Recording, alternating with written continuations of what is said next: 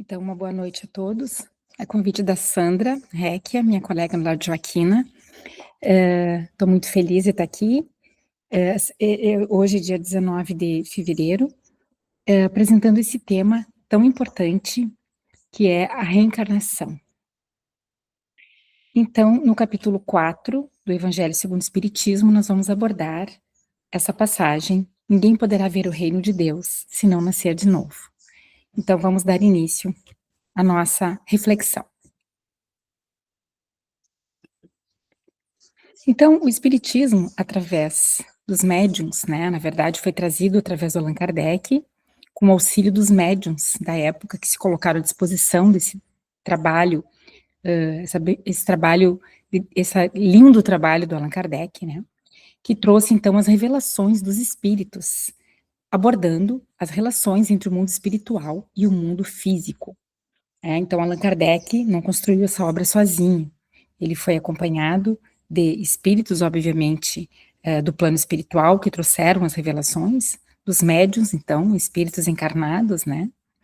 E ele, com sua inteligência, com seu conhecimento científico e seu desafio, né? Que foi ele, na verdade, eu acho que vocês já sabem, na verdade, ele não acreditava no que acontecia às mesas girantes naquela época, e ele resolveu desvencilhar aquele mistério, mostrar que a ciência poderia explicar tudo, ele que era um pedagogo, um cientista, um professor, um escritor. E aí nós temos essa linda obra, né, que nos trouxe o Consolador, também já preconizada por Jesus. E numa dessas obras, né, no Consolador, no caso do Chico Xavier, tem uma frase que reflete muito o que nós vamos abordar aqui hoje, do átomo primitivo até o arcanjo, espírito puro, que também começou por ser átomo, tudo se encaixa na natureza. Então, como criados simples e ignorantes por Deus, em nosso processo evolutivo aqui na Terra, através das diferentes encarnações, como ferramenta de aprendizado. Então, os 5 pilares do Espiritismo nos trazem, então, Deus como o início de tudo que existe, né? Supremacia, inteligência, justiça, máximas, né? E tudo que foi criado a partir de Deus, nós, inclusive, mas não como seres humanos, como partículas, né? Ou como o princípio inteligente, e a gente veio evolucionando ao longo dos reinos, dos séculos, dos milênios, dos planetas, e até chegarmos no estágio humano, que nós temos hoje, com livre-arbítrio e com, na verdade, responsabilidade com nossos atos, nossos pensamentos, nossas palavras, nossas atitudes.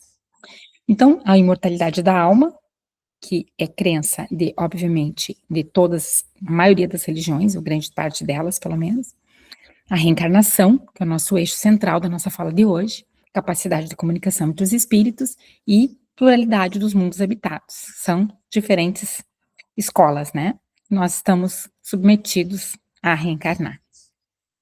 Então, a reencarnação, nós vamos fazer essa abordagem hoje aqui no aspecto histórico, religioso, filosófico e científico. Tá? Nós vamos fazer, na verdade, uma reflexão abordando esses 4 pilares. Então, a reencarnação, na verdade, não foi criada por Kardec, porque é uma lei da natureza. Desde milênios antes de Cristo, né, muito antes de Cristo, 1500 até o que se tem de conhecimento, os Vedas, o hinduísmo, o jainismo, o budismo, depois os filósofos gregos, Pitágoras, que era matemático também, Sócrates, Platão, todos sabiam que a alma entrava no corpo num processo de aprendizagem, né? E que o corpo físico era um instrumento de aprendizagem que a alma precedia. A alma foi criada por Deus muito antes do corpo físico, né? Que seria um instrumento de aprendizado. Ainda durante o judaísmo, diferentes vertentes dos judaísmos, né? De Abraão, Moisés, enfim, eles também acreditavam no retorno do espírito ao corpo físico, mas eles não tinham era tudo muito nebuloso, não sabiam exatamente como, né? E depois, na Idade Antiga, entre a Idade Antiga e a Idade Média, o próprio cristianismo primitivo trazia a reencarnação, que era um reflexo do judaísmo, como uma ocorrência natural, né? Ocorrência natural. Então, no século III depois de Cristo, então, eu não sei se é entre 2 e 3, Orígenes, que era um teólogo e um mestre do cristianismo primitivo, ele escrevia livros e ele tinha as suas doutrinas, ele era um platonista, né, ele seguia Platão, e ele dizia que a alma pré-existia ao corpo, e que a finalidade da encarnação era o progresso da alma e a comunhão com Deus. Então, muito afim com o que a Kardec trouxe depois lá no século XIX. Só que lá, 300 anos depois de Orígenes, lá em 1550, aqui, 553 depois de Cristo, não é 1000, desculpe, 553, no século VI, né, Roma perdeu o poder, né, porque com tantas guerras, com tantas dinastias, o poder bélico, o poder político de Roma foi à falência, e a questão financeira foi a bancarrota também, né, então a perda do poder bélico e do poder financeiro, do poder político. Então aí, para manter o domínio e o controle, obviamente, daquele povo, surgiu o poder da igreja. A igreja passou a adotar um poder político, em substituição à queda do poder de Roma. E com isso, era necessário que a igreja fosse unida.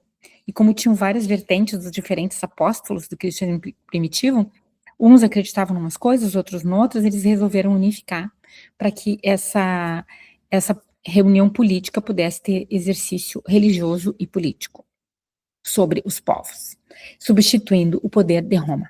Então, aí, lá no 553, o imperador Justiniano tinha problemas com a esposa, que tinha alguns conflitos ali palacianos, né, que não vamos entrar aqui no mérito, mas ele convocou, então, um concílio, né, para poder unificar essas vertentes religiosas e fazer um poder único político que dominasse a população e que atendesse os interesses humanos. Então, deveria interessar os interesses humanos, os interesses religiosos e os interesses políticos. Então, ele retirou, juntamente com todos os votantes do concílio, né, que eram bispos e autoridades da igreja, rejeitou as ideias de Orígenes, tirando aquela ideia inicial da pré-existência da alma. Então, a partir desse concílio, a pré-existência da alma foi banida, um canetaço baniu, a alma não é mais criada antes do corpo. A alma, a partir desse momento, passa a ser criada com o corpo físico, porque era mais fácil dominar e controlar justamente os interesses humanos naquela época. Então, aí, a partir desse momento, a gente percebe que a reencarnação acaba sendo rechaçada, porque sem a pré-existência da alma não existe a reencarnação, né? E obviamente que depois, tempos depois, veio 300, 400 anos depois, né, veio aquela fase tão pesada da religião, né, da igreja, da Idade Média, no caso, né, que foi a Inquisição, né, aí os hereges, ou aqueles que pregavam reencarnação, ou a pré-existência da alma, eram considerados hereges, eram punidos, e muitas vezes, dependendo do contexto, eram queimados na fogueira, como a gente bem sabe, né. Então, o Allan Kardec, lá no lançamento do primeiro livro, que não foi ele que criou, obviamente, ele fez as perguntas, ele elaborava as perguntas e vieram as respostas, né, que ele trouxe, então, através dessa compilação dessas revelações, trazidas pelos espíritos, através dos médiuns, ele trouxe que a reencarnação é uma lei universal, ela é baseada nos ensinamentos de Jesus e nos preceitos de justiça e amor divinos, né? Então, é uma lei natural. Então, uma das perguntas dele lá, a questão 625 do Livro dos Espíritos, ele pergunta, qual o tipo mais perfeito que Deus já ofereceu ao homem para lhe servir de guia e modelo? E os espíritos respondem, Jesus. Isso é tão importante para nós, né? Porque lá no Evangelho segundo o Espiritismo, nós temos as passagens de Jesus que falam da reencarnação, não da palavra reencarnação, mas do evento, do retorno do espírito ao corpo físico, que é nisso que a gente tem que se concentrar. Então, agora eu vou fazer abordagem religiosa. Isso que eu fiz até agora foi abordagem histórica. Como se pensava da existência da alma, lá 1500 antes de Cristo, até Cristo, depois de Cristo, quando que a reencarnação deixou de ser aceita pelas doutrinas religiosas, católica e todas as vertentes que vieram do cristianismo primitivo, e aonde que recomeçou, então, no caso, no Ocidente, que foi o Kardec que trouxe através da obra da doutrina espírita, desses 5 livros, que ainda continuaram depois com tantas literaturas que nós temos disponíveis, Chico, Divaldo, tantos médiuns benevolentes que trazem mais verdades para nós o tempo todo. Então, no segundo aspecto religioso, nós temos essa passagem que Jesus conversa com Elias e com Moisés, a transfiguração de Jesus. Jesus se iluminou, né? E estava com ele, então, Pedro, Tiago e João, que viram ele conversando com pessoas que já haviam desencarnado, obviamente, né? E Jesus fica como eles, assim, luminoso, né? Numa aura de luz, como representa a figura aqui. Então, eles ficaram bem impressionados com aquela cena, mas eles ficaram pensando o que acontecia naquele momento. Eles perguntaram para Jesus: Mestre, por que dizem os escribas que Elias deveria voltar antes da vinda do Messias? Então, eles viram Elias ali e viram o Messias, que Jesus, eles sabiam que Jesus era Messias, né? Então, aí Jesus responde: mas Elias já esteve entre nós e não foi reconhecido. Fizeram a ele tudo o que farão sofrer o Filho do Homem.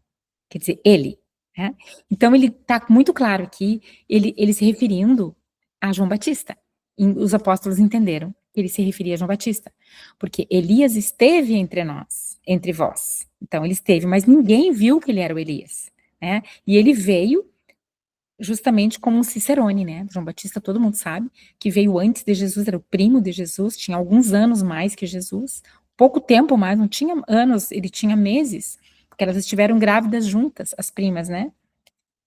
Então ele tinha meses mais que Jesus, e ele foi decapitado, né, a pedido da Salomé, né, que pediu a cabeça dele, né? Então eles mataram João Batista, e também farão sofrer o Filho do Homem, né, o enviado de Deus, né, o Messias, né, e vão fazer ele sofrer também, já sabendo que o que ele iria passar, né? Então aqui está muito claro, né, que Elias reencarnou como João Batista, não temos que ter nenhum tipo de dúvida nessa passagem. Na segunda passagem de aspecto religioso, que tem no Novo Testamento, nos contos evangélicos, é essa passagem que Jesus está conversando com os apóstolos e pergunta: o que dizem sobre mim? Aí fora, vocês que andam por aí, o que as pessoas falam sobre mim? E aí um deles responde: uns dizem que és João Batista, outros que és Elias, Jeremias ou outros dos profetas. Percebam que nessa passagem ele está se referindo ao retorno de uma alma ao corpo, né? Dizendo que Jesus poderia ser Elias, Jeremias, poderia, só que não, né? Porque Elias, Jeremias eram profetas, obviamente que viveram lá 900, 700 anos antes de Jesus. Poderia ser? Poderia. Mas Jesus é o Messias, né? É o enviado, né? É o enviado de Deus. É o espírito mais perfeito que pisou o planeta. Depois a gente vai falar sobre isso. Então é claro que ele não era. Mas João Batista ele não poderia ser, porque ele conviveu com João Batista, ele brincou com João Batista. Ele foi contemporâneo de João Batista. Um espírito não pode habitar dois corpos, né? Diferentes, né? Então aí seria um grande erro. Mas vocês percebam que a naturalidade com que eles disseram, né? Ah, uns dizem que tu poderia ser esse ou esse. Todos eles já tinham morrido, né? Então fica muito claro. Eles sabiam e encaravam com naturalidade o retorno do espírito ao corpo. Eles não usavam a palavra reencarnação. Depois a gente vai discutir isso. Depois ele pergunta: e vocês o que pensam que eu sou? Primeiro ele perguntou: o que os outros dizem que eu sou? E vocês pensam que eu sou quem? Aí quem responde é Pedro: tu és o Cristo, filho do Deus vivo. Com essa passagem, Jesus argumenta: bem-aventurado és tu, Pedro, porque não foi nem a carne e nem o sangue que te disseram isso, mas o meu Pai que está no céu. Então, olha, observem que aqui nós temos a passagem da reencarnação e nós temos a passagem da mediunidade, porque Pedro foi médium. Jesus está afirmando isso. Não com a palavra mediunidade, mas está dizendo: não foi nem a carne nem o sangue que te falou isso. Não foi Pedro que falou, mas a mediunidade de Pedro que trouxe da espiritualidade enviada de Deus, né, essa explicação. Tu és o Cristo, o Filho de Deus vivo. E o que o Pedro está dizendo com o Cristo? Que é Cristo? Cristo, aqui, da origem da palavra em grego, Christos, significa ungido, enviado de Deus, Messias. Exatamente o que ele era e o que ele é, né? Porque Jesus, ele estava cuidando do nosso planetinha desde que ele foi criado. Na verdade, ele participou da criação do planeta Terra. Quando o planeta Terra era uma bola de fogo desprendida do Sol, e foi girando, girando, girando naquele espaço, né? Aquele espaço, e foi esfriando, esfriando, lentamente esfriando, e aí formando aquelas águas mornas, propícias para o desenvolvimento da vida. Jesus já estava lá, ele já era Cristo, ele já era um espírito crístico, ele já era um espírito em estágio evolutivo crístico, porque ele é nosso irmão mais velho. Então, também passou pelo processo reencarnatório, como nós, né? E hoje ele governa o nosso planeta e outros planetas também, como trazido também nesse livro. Mas vamos raciocinar um pouco em cima de Jesus, em cima dessa lógica que Pedro nos trouxe, que Jesus é o Cristo, o enviado, o Messias. Jesus é o nosso modelo governador planetário. Isso os livros espíritas nos trazem. Ele foi criado por Deus simples e ignorante, como todas as criaturas. Sim, ele não foi criado perfeito. Deus não teria preferidos, né? É como que um pai e uma mãe vão ter um filho preferido que tem tudo e o outro não tem nada? Não. Deus é soberanamente justo, amoroso e bom. Então, ele dá aos filhos todas as oportunidades, né? Criou todos um átomo, a partícula inteligente, né? O princípio inteligente, e é nosso papel nos desenvolvermos ao longo das vivências, né? Em todos os estágios, todos os reinos, tantos reinos que nós já passamos até nos desenvolvermos como seres humanos, né? Como vai ter aqui na sequência, tá? Mas então, ele atingiu a esfera crística por seu esforço e trabalho, sim. Ele encarnou milhares de vezes, centenas de milhares de vezes, em outro sistema solar, em galáxias que não existem mais, né? Isso é trazido também nesse livro, Caminho da Luz, né?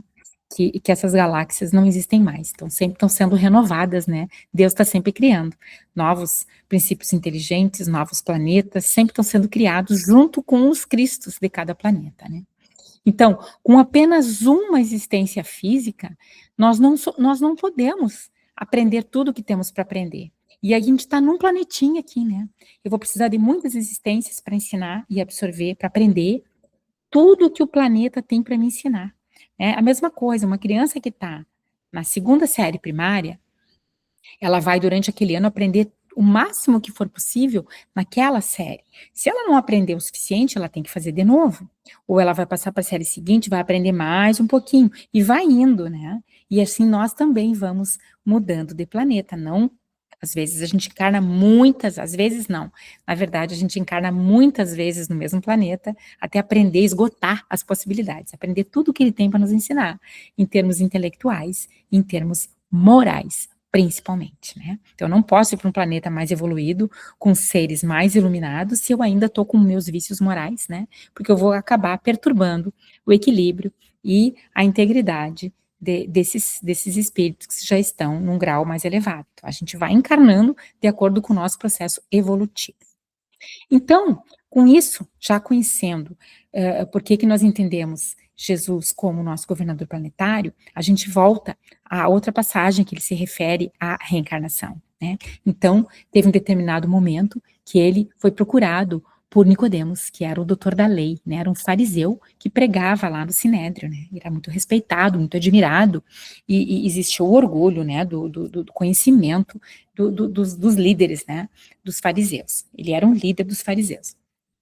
E ele vendo as curas de Jesus, observava de longe, sempre espiando, né? Vendo as palavras de Jesus e as curas, ele ficou impressionado. Então ele buscou Jesus à noite, né? Durante a noite, para que ninguém visse ele procurando Jesus. E ele chegou e disse assim: eu sei que tu é enviado de Deus, porque ninguém faz o que tu fazes, que tu é um enviado, que tu é filho de Deus. Mas e como faz um homem para entrar no reino dos céus? O que um homem tem que fazer? Ele vai e pergunta. E Jesus responde: ninguém entra no reino de Deus se não nascer de novo. E o próprio Nicodemos não compreende as palavras de Jesus e ainda indaga: mas como eu, um homem velho, vou adentrar o ventre da minha mãe de novo? Observem que ele tem uma referência da matéria, da vida terrena. E Jesus, indignado, indignado com aquelas palavras, mas tu, como pode tu, um conhecedor da lei, doutor, não sabe as coisas desse mundo e aí quer saber das coisas dos céus? E aí continua explicando. Aquele que não nascer da água e do espírito não pode entrar no reino de Deus. O que é nascido da carne é carne, o que é nascido do espírito é espírito. Observa que Jesus se refere aqui que é necessário nascer da água e do espírito. O que é nascer da água? É nascer no corpo físico, num novo corpo físico. Como que nós compreendemos isso? Que naquele tempo os judeus tinham conhecimento que a água era o início da geração da vida, como foi de fato, lá no início do planeta, que a gente já falou, aquelas águas mornas dos oceanos, ricas em aminoácidos, e ricas em elementos que propiciaram o início dos primeiros seres vivos, os seres unicelulares, que depois foram pluricelulares, e foi acontecendo o progresso até chegar em algumas espécies da água, para depois vir para a terra. Bom, aí o processo evolutivo está tudo lá na Gênese, né? Aí a gente pode buscar. No livro, inclusive, do Kardec também tem. Então, nascer da água e do espírito. O que é carne, o que é espírito. Então, nós herdamos dos nossos pais nossas características genéticas, físicas, imprimimos no nosso corpo, novo corpo físico, essa hereditariedade. E o nosso espírito traz a nossa hereditariedade das nossas vidas passadas. Então, aquela criança que chegou, que fez todo o ensino médio, ensino fundamental, e chegou no ensino médio, ela, no ensino médio, vai ter novos aprendizados, baseando-se e precisando dos conhecimentos dos anos anteriores, claro que sim, pois nós também. Nós, em cada encarnação, a gente tem uma carga de conhecimento, às vezes maior, às vezes menor, às vezes mais para o lado das artes, às vezes mais para o lado da ciência, às vezes mais para o lado moral ou religioso, e assim a gente vai se desenvolvendo. Mas numa próxima encarnação, é óbvio que eu conto com esse aprendizado anterior. Sempre, sempre eu conto. Eu nunca parto do início, do zero, onde eu comecei a aprender, onde eu estava lá no estágio inicial da vida humana, né? E ainda tem outra questão aqui que é tão importante, que é o verbo usado. Ninguém poderá entrar no reino de Deus se não nascer de novo. Essa palavra, ela pode ser traduzida de um outro jeito. Então, isso quem trouxe foi o Haroldo Dutra Dias, que ele fez a tradução, né, da Bíblia, né, do Novo Testamento, a tradução direto do grego, né, e tem uma palavra lá que eu não vou usar falar aqui, porque eu não sei falar grego. Então, essa palavra, ela significa, na verdade, no grego original, o ser gerado, ou nascer de novo. Então, na tradução do grego para o hebraico, e depois do hebraico para outras línguas, ele ficou o nascer de novo, que muitas correntes religiosas e o próprio catolicismo primitivo traduziu como nascer da água do batismo, uma pessoa se libertasse das impurezas com a água do batismo. Mas aqui está muito claro que se eu usar a tradução correta da palavra, ela fica diferente o sentido, observem. Ninguém poderá entrar no reino de Deus se não for gerado de novo. Então, está muito clara aqui a passagem de Jesus, né? Que é preciso, então, o renascer, o aprender, o evoluir, o aproximar-se de Deus, né? Que eu tinha falado lá do Orígenes, né? Lá no início do cristianismo primitivo, antes que mudassem a lei lá do Justiniano, né? O Orígenes dizia que a encarnação, ele não falava em muitas, ele não dizia o número, ele não tinha esse conhecimento, mas ele tinha a noção de que a encarnação servia para aproximar-se de Deus. E a gente aqui está falando isso também, ó, ser gerado de novo, né? Então, é preciso novo corpo, nova experiência, novo aprendizado, para que a gente vá depurando o espírito, né? Evoluindo o espírito, sempre se aproximando de Deus. Então, por que Jesus não usou a palavra reencarnação? A gente não vê no Novo Testamento. Então, inclusive tem algumas pessoas que dizem que Justiniano tirou do Novo Testamento a reencarnação. Não, ele não tirou, porque essa palavra nunca esteve lá. O que ele removeu foi as ideias de Orígenes. E as ideias de Orígenes trazia que a alma precedia o corpo e que a encarnação servia para aproximar-nos de Deus. Foi isso que eles fizeram. Mudaram a interpretação, não foram palavras, tá? Então, Jesus não usou. Em primeiro lugar, porque essa palavra não existia. tá? E é importante a gente refletir que as palavras daquelas línguas daquela época eram muito pobres. Uma palavra só, ela servia para vários significados. Observem, de 8 a 10 mil palavras o hebraico. O aramaico, até no máximo 15 mil palavras. O grego, 25 mil. E observem o inglês, 170 mil. No português, até 80 mil. Observem a quantidade, são 8, 10, 15 vezes mais. Então, aqueles vocábulos muitas vezes eram interpretados, ao mudar de língua, eram interpretados não exatamente como se referia o contexto da passagem. Os judeus também, vamos responder de novo, porque Jesus não usou. Os judeus sabiam, como a gente viu nas passagens ali dos apóstolos, sobre a possibilidade do retorno do espírito ao corpo físico. Eles sabiam disso, né? Então Jesus não veio para falar sobre isso. O objetivo da vinda de Jesus não era dizer, olha, existem muitas encarnações, o progresso do espírito. Ele não veio falar isso. Isso já era entendido naquela época, já era entendido, né? Como foi visto ali da reencarnação dos profetas, né? Nas 3 passagens. Jesus veio ensinar o amor, a vida futura do espírito e o espírito mortal, isso sim. E a palavra reencarnação foi criada por Kardec, tanto que nessas passagens todas que nós já vimos que se referem à reencarnação, nunca foi falada a palavra reencarnação. Mas Kardec traz essa palavra, então, lá em 1857, com o Livro dos Espíritos. Bom, finalizamos então a nossa visão religiosa e agora vamos fazer uma abordagem filosófica da reencarnação. Vamos filosofar sobre este evento que nós espíritas sabemos, né? E quem não acredita está, de qualquer forma, nesta mesma situação, não tem como sair, acreditando ou não, nós estamos metidos à reencarnação. Vamos aqui, a primeira possibilidade. A vida é apenas matéria, tudo acaba com a morte do corpo físico. Nós não podemos aceitar essa possibilidade, porque existem muitas diferenças entre as pessoas, os nossos amores, as nossas dificuldades, as nossas lutas do dia a dia. Qual sentido teria? Seria tudo em vão. Tudo que aprendemos, todos os esforços que nós realizamos nessa encarnação, tudo seria em vão, porque eu morro e acabou tudo. Se eu fiz bem, acabou. Se eu fiz mal, acabou. Então, qual seria o sentido? Então, não cabe na minha mente, e eu acredito que na de vocês também não, uma ideia dessa, de que tudo acaba com o corpo físico. Vamos para a segunda possibilidade. Só se vive na carne uma vez. Depois, o espírito vai para o céu ou para o purgatório e aguarda o juízo final. Bom, juízo final, nós estamos transformando Deus num grande juiz, nos julgando, nos condenando, nos remetendo ao fogo do inferno, como dizem, né? Então quer dizer que um pai que ama o seu filho, um pai que ama, isso não é compatível com o amor divino, com o amor infinito de Deus por nós. Se eu amo meus 2 filhos e um filho cometeu uma coisa errada, eu vou castigá-lo indefinitivamente? Muito tempo? Eu posso até puni-lo em algum evento que ele fez de errado, ou chamar atenção, ou tentar educá-lo, isso sim, mas isso vai passar. Em alguns minutos, isso vai passar. E Deus, que nos ama muito mais que nós amamos os nossos filhos, que somos seres humanos, né? Vai nos colocar num inferno? E vamos refletir sobre um outro ponto de vista.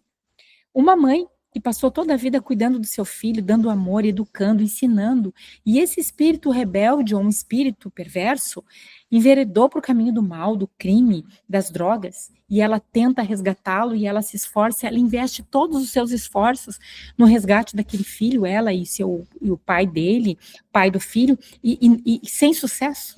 Então quer dizer que quando eles desencarnarem, ela vai para o céu e ele vai para o inferno, vai para um lugar de purgatório. Como que fica o coração dessa mãe? Ela vai estar feliz no céu? Será que ela vai estar no céu? O céu não é um lugar, é um estado de espírito. Nós entendemos isso. Ela vai estar feliz sabendo que seu filho não vai encontrá-la nunca mais. E onde está o laço de amor? E onde está o mérito dela como mãe, que ela fez tudo o que pôde por aquele filho? Vai ficar todo o resto da eternidade longe desse filho e sofrendo. Então, não cabe a nós.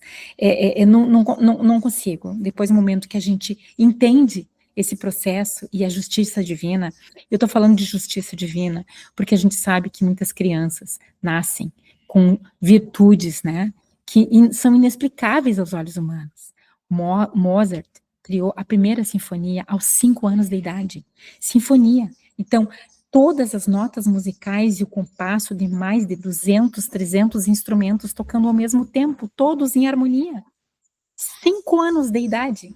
Crianças gênio, como nós vemos todo dia, né? Virtuosos em instrumentos, em artes. Como explicar isso? Se não, vivências passadas em que eles tiveram muitas encarnações, exercitando, aprendendo, se desenvolvendo naquela área. E também, tantas pessoas que nascem com uma vida tão curta, bebês que morrem logo no berço, ou pais que enterram seus filhos na tenra idade. Como explicar a justiça divina? Que para um deu 80 anos de possibilidades de aprendizado e para o outro deu 1 ano, meses, dias. Não. Esses mistérios, como é relatado com todo respeito pelas religiões cristãs, que também derivaram lá do cristianismo primitivo, na qual nós também temos influência, eu fui criada no catolicismo, com todo respeito, eu não consigo mais conceber que exista essa injustiça, né, ou que esses mistérios, a gente precisa racionalizar também as passagens da nossa vida. Então, nós vamos ficar com a terceira opção, obviamente, né, a vida do espírito é uma só. Sim, a vida do espírito é uma só, ela é única. Criada por Deus, ela não acaba nunca mais. Então, desde que nós somos criados por Deus na partícula, princípio inteligente, nós fomos nos desenvolvendo. Hoje nós somos herdeiros de nós mesmos, obviamente sob a tutela divina. E o nosso caminho é para a luz. A gente vai reencarnando e vai se aproximando de Deus. Por quê? Porque nós vamos nos tornando cada vez mais puros, né? E em determinado momento nós atingiremos esferas angélicas, crísticas, com comunhão com Deus, né? Que é o nosso determinismo, né? Deus nos criou para esse fim, mas Ele nos deu o direito do nosso mérito desse progresso. Nós somos responsáveis pelo tempo dessa experiência e desse processo. Então, o espírito progride através de várias existências físicas rumo à perfeição. É que algumas correntes dão muita importância para a vida da carne. O corpo físico ele é importante, mas o mais importante é a vida do espírito, né? O corpo físico é um instrumento de crescimento do espírito, não o contrário. Então, a gente tendo isso em mente, nós entendemos. Então, baseado nisso, esse livro Missionários da Luz, ele nos traz que a reencarnação é o meio e a evolução do espírito é o fim, é o objetivo, é a ferramenta pedagógica. A reencarnação é um instrumento pedagógico divino, né? Então, o princípio inteligente evolui em existências que precedem o período humano. Olhem que lindo isso. Nós nem sempre fomos humanos, na verdade, nós não éramos o que somos. Nós somos criados no princípio inteligente, experienciamos nos vários reinos, vegetal, mineral, vegetal, animal, em diversos planetas, em vários planetas. Pode ser que aqui na Terra também, isso é muito aleatório, cada um tem o seu progresso, cada ser é único. Não existe 2 seres iguais, cada espírito, em todo esse universo, ele é único, porque cada um tem a sua trajetória, enquanto um reencarnou num aqui num lugar, o outro no outro, a sequência é diferente, e assim por diante. Somos únicos. Por isso que Deus nos ama infinitamente, o amor dele é gigante. Então, nós, quando chegamos num período de humanidade, né, lá no homem primitivo, nós começamos aos pouquinhos a ganhar livre-arbítrio. Aí Deus começa a passar para nós a responsabilidade. Antes ele nos cuidava, nos protegia, dava um instinto de conservação, de reprodução, e agora ele vai, que nem a gente vai largando o nosso bebezinho, começou a caminhar, aos pouquinhos vai para a escolinha, a gente vai soltando, e daqui a pouquinho ele está adulto, e a gente sabe que ele vai ter o caminho próprio. Deus faz o mesmo conosco, né? Nos cuidou, nos protegeu, né? Sempre nesses estágios primitivos aí, quando nós começamos a adquirir o livre-arbítrio, aos pouquinhos ele vai, que nem um filho adolescente, vai nos soltando bem devagarinho. Devagarinho por quê? Porque ainda não temos a evolução moral suficiente, né? Nós nos perdemos no caminho. Então, por isso que ele segura, volta, vamos repetir a experiência, vamos aprender. E assim a gente vai rumo à angelitude, rumo a ele, a caminho da luz. Então, nesse livro, Missionários da Luz, que eu recomendo a leitura, tem uma passagem belíssima sobre a reencarnação, que André Luiz nos traz, que até muito antes da mulher engravidar, né, no caso aqui essa mulher casada com Adelino, e o Adelino foi assassinado numa vida passada, né, por um espírito, por uma pessoa, um homem, que amava a mesma mulher. Disputaram ela, e ele matou o Adelino. E agora, depois de desencarnarem todos eles, depois de algum tempo, eles voltam ao palco da Terra, né? Eles voltam, ela volta, casa com Adelino, e vai receber aquele que foi o sujeito que matou Adelino como filho. Então, existe todo o contexto maravilhoso da escolha do espermatozoide, muito tempo antes dela engravidar, o contato da mãe e do pai no plano espiritual durante o desdobramento do sono, para exercer o perdão. Adelino fica assustado quando vê aquele que tirou a vida dele na vida anterior, né? Isso tudo durante o sono, por isso que aparece essa imagem aqui, ó, com esse branco aqui, ó, eles estão em sonho, eles estão desdobrados, estão fora do corpo, recebendo aquele espírito que vai ser o filho, né? No caso aqui ele se assusta, ó, quando o espírito tá ajudando, mostrando quem vai ser o filho dele, ele se assusta, né? Se assusta porque, obviamente, que ele vai ter que primeiro perdoar e aceitar ele como filho. Essa história é lindíssima. Claro que a gente vê, por que importa a gente falar sobre reencarnação e sobre essa passagem? Todos nós temos dificuldades. A gente entra no nosso seio familiar e recebe no nosso seio familiar, muitas vezes, pessoas que nós temos dificuldades de convívio, ou que nós tivemos algumas desavenças no passado.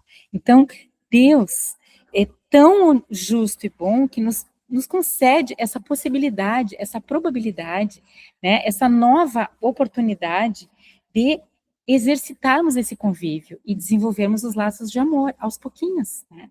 A gente tem, às vezes, uma dificuldade com um pai ou uma mãe, tem famílias que vivem, às vezes, num palco de guerra, né? E esse é o verdadeiro momento de nós, que nós compreendendo a reencarnação, a gente vê a importância do perdão, da harmonia. Se eu não puder amar essa pessoa, eu vou tratar com gentileza, vou tratar com afeto, eu não vou olhar só os defeitos dela para poder exercitar justamente essa oportunidade, né? Eu não vou levar dessa encarnação desavenças para não ter que retornar de novo ao mesmo palco, na mesma situação. Então, é isso que essa história nos mostra, né? O que é importante a gente saber sobre a reencarnação. A gente entende as dificuldades da que a nossa vida oferece. E agora, no aspecto científico, para terminar, o doutor Ian Stevenson, ele já desencarnou, né? Ele estudou, documentou com detalhes físicos, com marcas de nascença, com histórico, com lembranças, contadas pela pessoa, mais de 2.000 casos sugestivos de reencarnação. Aos moldes da ciência, é sugestivo da reencarnação, não tem como comprovar, porque o corpo físico é diferente, né? Então, aos moldes da ciência é necessário as evidências físicas. A gente tem parcialmente isso através das marcas de nascença, que muitas vezes mostram que foi a forma com que a pessoa morreu na vida anterior. Depois ele teve um discípulo, né, que seguiu o trabalho dele, e também ficou 40 anos, mais de 40 anos, pesquisando os casos de reencarnação. Aqui no Brasil nós temos o tínhamos, ele já faleceu, ele já desencarnou, doutor Hernani Guimarães Andrade, que também fazia a mesma coisa, né? Ele documentava, ele ia atrás, ele via, emparelhava dados, enfim, dados incríveis. Eu vou contar para vocês essa historinha desse menino que a avó achou que ele era o espírito do marido dela. Então, o vovô, ele desencarnou com um tiro acidental, ele limpava uma arma, e o tiro veio direto no coração dele, foi sem querer, e ele desencarnou. E anos depois, nasceu o netinho dela, né? E ela desconfiou que ele era o marido, o ex-marido, né? Falecido, porque o menino sabia detalhes da vida deles e sabia o lugar onde ele escondia um relógio, que era uma herança de família. E não só isso, muitos outros detalhes, ela começou a se dar conta, e ela era espírita, né? E ela levou para o doutor Hernani Guimarães o exame do coração do menino, porque o menino ia fazer uma cirurgia. Ele foi detectado aos 3 anos com um defeito na válvula cardíaca, exatamente no mesmo ponto em que entrou a bala no coração do avô, exatamente. E ela levou esses documentos, né, do atestado de óbito do avô, com o dado balístico, obviamente, e do menino, exatamente no mesmo lugar. E ele estudou também as impressões digitais, que eram mais de 90% em semelhança. Então, também um caso sugestivo de reencarnação. E este outro caso aqui, eu convido vocês a assistirem esse filme, tá no YouTube e também parece que na Amazon, algumas plataformas, e tem esse nome aqui em português, Minha Vida na Outra Vida. Essa mulher aqui, a Jenny Cockle, nasceu em 53 na Inglaterra, e desde criança ela tinha lembranças, ela tinha passagens em que ela lembrava de outra vida, de crianças, e histórias de crianças, né? E, enfim, e aí ela estudando, buscando, pesquisando, ficou anos da vida intrigada com aquilo, e ela nunca descansou, ela nunca sossegou com aquelas lembranças, ela sempre correu atrás. E ela descobriu que teve uma mulher chamada Mary Sutton, que morreu aos 20 e poucos anos, com 8 filhos e um marido alcoolista. E que quando essa mulher morreu, as crianças foram distribuídas em orfanatos, né? E ela tinha uma preocupação excessiva com crianças que não eram as crianças dela. Ela tinha um filho, parece, nessa encarnação aqui. E ela foi atrás. E ela foi na Irlanda, encontrou a casa, encontrou vestígios da história dessa mulher, e ela conseguiu resgatar os filhos, que muitos não se conheciam, porque se perderam na questão dos orfanatos, né? E essa foto é linda, né? Ela ali bem jovem, ó, com talvez 40 e poucos anos, e os filhos velhinhos, já tinham 3 que já tinham desencarnado, e ela não conseguiu rever. Então aqui, esse caso é muito lindo. Tá? Então, gente, eu finalizo a minha abordagem de hoje, lembrando dessa máxima que Kardec nos trouxe através dos espíritos benfeitores. Então, nascer, morrer, renascer ainda e progredir sempre. Tal é a lei. Sintetizando, então, a lógica da nossa abordagem de hoje, que teve o aspecto histórico, religioso, filosófico e científico, eu espero que vocês tenham gostado. Que Deus, que a espiritualidade amiga, que nos abençoa, que nos acompanhe, que nos intui nesse momento, protejam e abençoem cada um de vocês e seus lares, e que nós possamos encontrar-nos num outro momento. Gratidão a Sandra e ao Centro Espírita Virtual Renovar, que possa se disseminar essas verdades trazidas por Kardec, e que a gente possa iluminar o nosso espírito, o nosso coração, através do estudo do Espiritismo. E todos possam ter um bom final de noite, um início de noite, uma noite tranquila e abençoada. E assim seja. Obrigada. Eu vou desligar, então, a minha apresentação.